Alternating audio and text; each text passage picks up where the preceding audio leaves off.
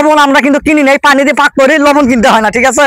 কারণ চুলকানি অ্যালার্জি থাকে, শালার গোসল করবেন, অ্যালার্জিও থাকবে না, চুলকানিও থাকবে না, ঠিক আছে। ডইলে ডইলে গণেশ খাইবো আর বিড়ি খাওয়া বাদ দিয়ে দিব, ঠিক আছে। আমি এখন এই সাগর পাড়ে আসছি, ঠিক আছে। সাগরের পানি যে সুন্দর পানি, আমি এখন এই পানিগুলো সবাই বলে বলে নোনা পানি, হ্যাঁ। আচ্ছা আমি স্যান্ডেলটা খুলে নেই, ঠিক আছে। এই কুমির টুমির আছে নাকি? আল্লাহ ভরসা, ঠিক আছে। আমি এখন নামবো এই পানিতে, বাবারে যে পিছলে একটু হাত মুখটাকে ধুই। আরে মাছ মাছ মাছ, আরে সর্বনাশে সেই সুন্দর মাছ, হ্যাঁ। দেখি পানি মুখ দেওয়া যাবে না?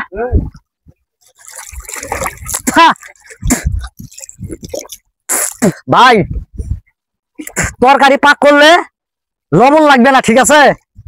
একটু পানি যদি তরকারির মধ্যে দেওয়া যায় তাহলে লবণ আর লাগবে না, লবণের প্রয়োজন নাই।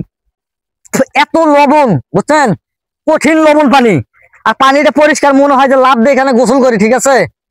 আর এত সুন্দর একটা পরিবেশ, পানিটা খুব লবণ, ঠিক আছে। মুখেতে দেখলাম, কিন্তু জীবনের প্রথম দেখলাম যে এই পানিটা, এই যে দেখেন, এই যে দেখেন, এইদিকে সাগরের মাঝখানে বাড়ি, দেখছেন কারবার, দেখছেন সর্বনাশ কি সুন্দর বাড়ি ঘর।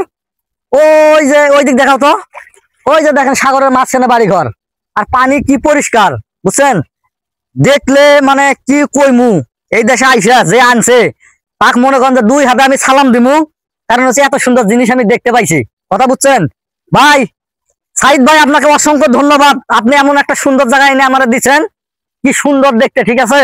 পানিগুলো খুব লবণ, লবণ আমরা কিন্তু কিনি না, এই পানি দিয়ে পাক করি, লবণ কিনতে হয় না, ঠিক আছে।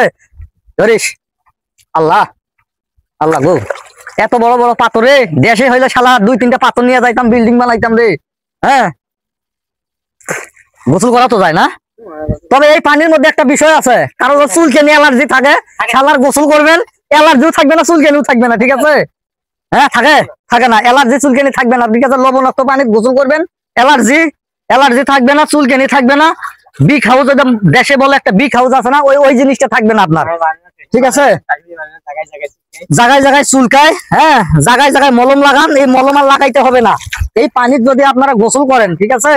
আলহামদুলিল্লাহ, খুব একটা সুন্দর জিনিস দেখলাম। আবু সাইদ ভাই এত সুন্দর একটা জায়গায় আমার আইনা দিছে, মানে দেখার একটা সৌভাগ্য করে দিয়েছে। বাংলা টাকা কামাইলে কামাইলাম, না কামাইলে না কামাইলাম, এটা কোনো কথা না, কিন্তু বিষয় হচ্ছে জিনিস দেখছি, হ্যাঁ।